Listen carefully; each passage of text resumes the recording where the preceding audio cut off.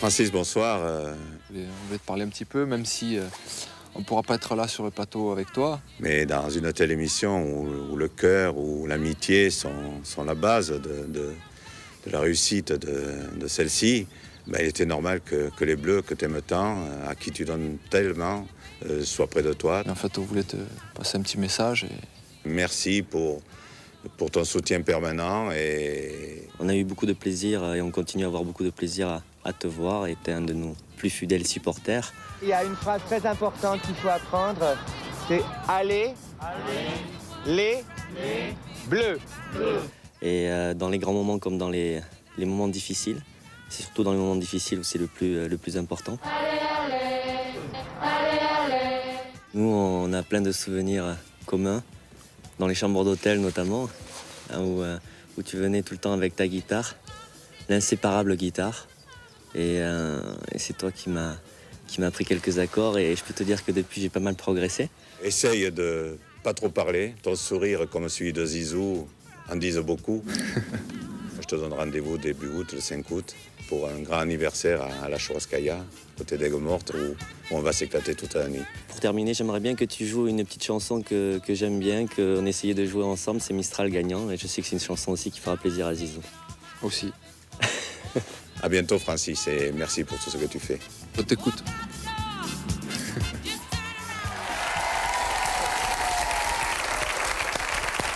Si c'est demandé par Zizou, Elisa Rajou. Vous avez les paroles. Est-ce que vous avez des lunettes aussi? Ah, vous voulez? C'est vrai? Oui, parce que sans lunettes, j'y vois plus rien. Est-ce que quelqu'un sur ce plateau pourrait prêter ses lunettes? Myope ou astigmate? Ah, regardez, il y a deux personnes Non, qui mais se... c'est... Oui. Oui. Et tu veux pas qu'on chante avec les deux supporters? C'est bien. Ah, madame, attends, c'est peut-être un petit peu trop... Non, là, c'est vraiment trop, là. C'est très bien, l'important, c'est... Ah oui, d'accord, je vais voir ça. Attendez, hop. Ah, très bien, parfait.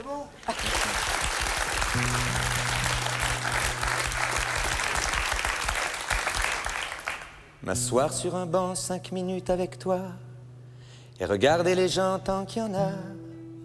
Te parler du bon temps qui est mort ou qui reviendra en serrant dans ma main tes petits doigts. Puis donner à bouffer à des pigeons idiots, leur filer des coups de pied pour de faux. Et entendre ton rire qui lézarde les murs, qui sait surtout guérir mes blessures. Te raconter un peu comme j'étais minot, les bons becs fabuleux qu'on piquait chez le marchand, car en sac et manteau, caramel à 1 franc, et les Mistral gagnants.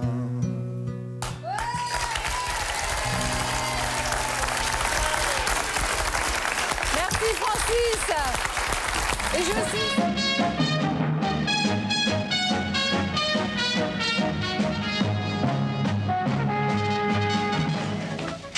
Détruisez ces vêtements, il ne faut pas qu'on les trouve chez vous. Vous aurez beau faire, Thierry, vous n'aurez jamais l'air d'un villageois. La voie est libre, messire. Les frondes. Merci, Martin. Allons-y. Que dit le village? On murmure. Des gens s'assemblent sans craindre les archers. On parle même de délivrer Thierry. Aïe, aïe, aïe. Oui, tout ça n'est pas très bon. On n'est pas assez fort pour lutter contre les soldats anglais.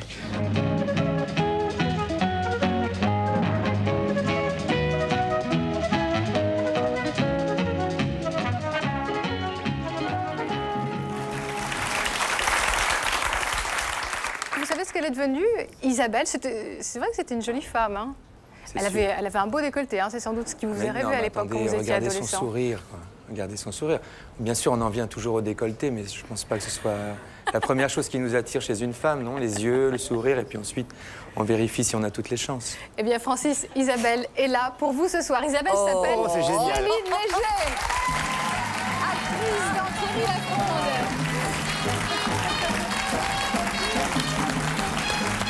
Bonsoir, merci d'être avec nous. Merci beaucoup.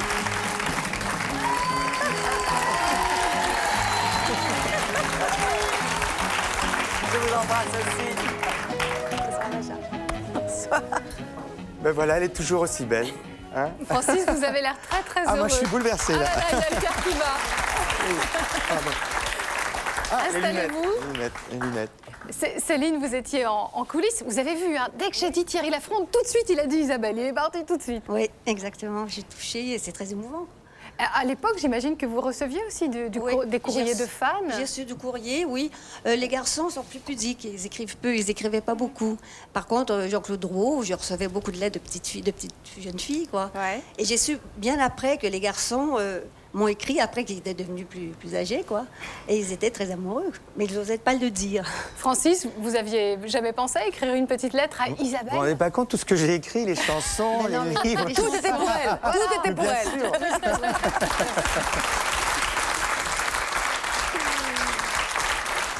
Alors, on s'est demandé, c'est vrai, ce que vous êtes devenue. Je sais que vous avez surtout mis au monde une charmante jeune femme, actrice, réalisatrice, on peut dire de Zabou, quel âge? oui. Qui est ma fille, Zabou, oui. c'est votre fille, Qui a bien réussi, je suis très fière d'elle. qui a eu beaucoup de Oui, succès beaucoup d'ailleurs de au succès, César avec le César. récemment.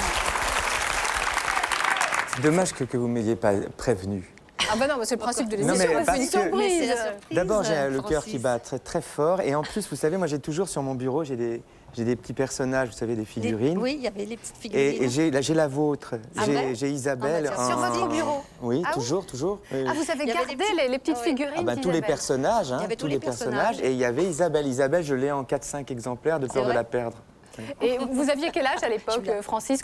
J'aimerais bien vous imaginer devant la télé. J'étais Vous étiez adolescent. complètement subjugué. Ah, moi, j'étais totalement subjugué. quoi. Oh, mais allez, J'ai- surtout à j'ai ce eu- moment. J'ai eu deux grandes émotions comme ça, on peut dire, oui, érotiques. Ça a d'abord été le jour où j'ai vu la Vierge Marie, une statue dans l'église que j'ai trouvée mais tellement belle. Et ça a déclenché un éveil de la sensualité chez moi. Ah bon? Et puis Pourquoi pas ensuite Isabelle, parce qu'Isabelle, je sais pas, voilà, elle est tellement belle, quoi. On peut l'applaudir. Je vais vous laisser, bien sûr, juste après l'émission. Vous pourrez converser un peu plus longuement avec votre idole, avec Isabelle. Mais on va faire une toute petite pause et puis on va parler aussi des passions, des idoles de Macha Merrill. Et puis on va revenir aussi un petit peu sur l'autre Francis Lalanne, celui qu'on ne connaît pas forcément, un Francis Lalanne papa. Est-ce que vous auriez aimé avoir Francis Lalanne comme papa? Qu'est-ce que ça donne? En tout cas, j'ai 3 témoins privilégiés qui peuvent en parler. C'est dans une petite seconde. À tout de suite. Ce soir, je voudrais te dire que tu es aussi mon ami, mon grand ami, qu'au long de notre vie, dans les moments simples de tous les jours, ou dans les moments de joie, de bonheur, et surtout de douleur, c'est toi qui m'as donné la force. Merci pour la famille merveilleuse que tu m'as donnée, avec Estella et les petites filles. Reste comme tu es, authentique, vrai. Je t'aime.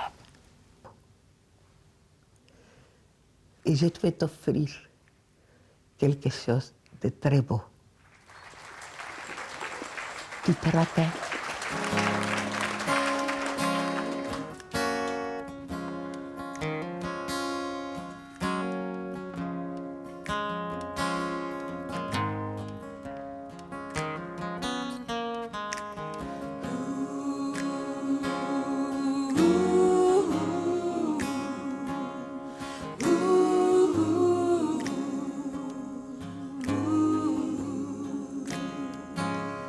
Pour Marie, les fleurs de ma prière et le chant de l'été. Pour Marie, un amour sans frontières depuis l'éternité. Pour Marie, la pluie des jours qui passent et les vents à venir. Pour Marie, le passé qui s'efface et les vieux souvenirs. Et mon cœur, et mon cœur, et mon cœur, pour la vie. Et mon cœur, et mon cœur, et mon cœur, pour la vie. Mon cœur pour la vie, mon cœur.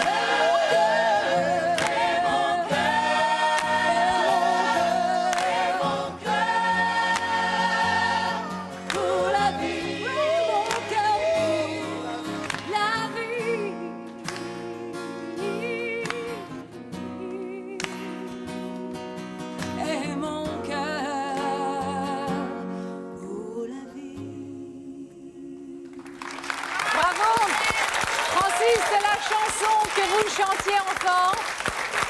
Et pour nous en parler, votre ami Franck et Claudia. Merci beaucoup à la chorale Godspellissimo, on peut les applaudir. Godspellissimo, ils seront en concert à Paris. Allez-y tous, hein, ils sont vraiment formidables. Ça sera au Palais des Congrès 22 avril. Francis, je disais qu'on avait choisi cette chanson pas tout à fait par hasard, parce que quand on a parlé avec votre maman, qu'on a vu, quand on a parlé avec elle au téléphone, elle nous parlait de cette époque, c'est vrai, quand vous étiez chanteur dans les églises et vous chantiez cette chanson. Isabelle Giordano, arrêtez de m'assassiner, s'il vous plaît, je n'en peux plus. Claudia est la femme de Marc Benabou, dit Marquito, mon batteur depuis 20 ans. Mais avant d'être sa femme, elle était ma meilleure amie quand j'étais au lycée. On a fait notre premier concert au lycée Perrier à Marseille ensemble. La chanson qu'elle a chantée est la toute première chanson que j'ai écrite, que j'avais dédiée à ma mère, dans le disque qui était là, qui est un disque de chansons liturgiques que j'avais composé quand j'avais 13 ou 14 ans. Et Franck, un jour, a entendu cette chanson sur ce disque-là et a voulu me rencontrer. Et c'est grâce à ça que j'ai pu tenir la parole que j'avais donnée à mon père de sortir un album, parce que c'est grâce à lui ensuite que c'est Franck qui m'a fait signer mon premier album. Franck Thomas, l'auteur des plus belles chansons de Joe Dassin, toutes ces chansons sublimes. Le lundi au soleil, c'est Monsieur Franck Thomas, c'est Claude François. Enfin bref, il a tous les tubes qu'on a chantés quand on était petits, c'est lui. Franck, comment vous avez réagi d'ailleurs quand vous avez vu débarquer ce jeune Francis? Il était tout jeune à l'époque. Non, je l'ai pas vu débarquer. D'abord, j'ai écouté. Il m'a chanté 18 chansons. D'affilée. Sans s'arrêter. Carrément, 18, toujours excessif. Hein. Oui, mais c'est bien. Je dis, bon, alors maintenant, dans 3 mois, il faut faire un album. Et puis, quand on a eu fini la réalisation du disque, la maison de disque n'a pas voulu le sortir. Alors j'ai pris le disque sans la pochette et je suis allé voir un copain qui était à France Inter. Et ce copain, c'était Jean-Louis Foulquier, et c'est vrai qu'il vous a mis un peu le pied à l'étrier, c'est comme ça que le succès est venu. Claudia, vous êtes venue aussi ce soir pour nous parler de Francis adolescent. Oui, c'est-à-dire, ce qui nous unissait, c'était, bon, bien sûr, de faire de la musique ensemble. Donc, on avait toujours la guitare à la main, et là où on allait, on chantait. Et puis, ça nous arrivait de se balader des heures dans un parc où il me récitait des poèmes, et je trouvais ça fascinant d'avoir un ami qui arrive à vous transporter dans le rêve par les mots, par la poésie, et tout ça à 15 ans. Déjà poète à l'âge de 15 ans, la guitare à la main en permanence. Merci à vous tous, merci à Franck Thomas, célèbre parolier, on ne le redira jamais assez. Merci d'être venu. Merci Claudia, merci Francis, merci Macha et Gian Gildo. Vous pouvez bien sûr enchaîner en écoutant Francis Lalanne dans son dernier album. Ça vient de sortir chez Warner, et enchaîner aussi avec le livre de Macha Merrill chez Albin Michel qui vient de sortir. On se retrouve bien sûr demain. Regardez une petite idée de ce qui vous attend. Bonne soirée sur France 3. Devait lui faire rejeter les lois divines aussi bien que les lois humaines. Il lui fallait donc ou braver Dieu ou le nier. La constance n'est bonne pour les ridicules. Bonjour Maria, viens. Yaourt, antibiotiques. Tu vas bien? Les antibiotiques. Je présente les scènes de là et Don Juan. Madame. Don Juan. Quand est-ce que tu commences? S'il me malmène. Bah écoute, il a bien raison. Mais c'est efficace, c'est efficace. Non, mais c'est dur quand on est chanteur tout d'un coup, tu vois, d'être quelqu'un d'autre. Mais Don Juan, pour toi, c'est facile.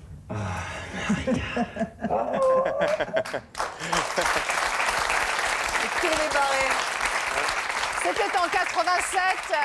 Francis Lalanne et le metteur en scène Jean-Luc Moreau, qui est bien sûr avec nous ce soir pour nous parler de l'acteur Francis Lalanne.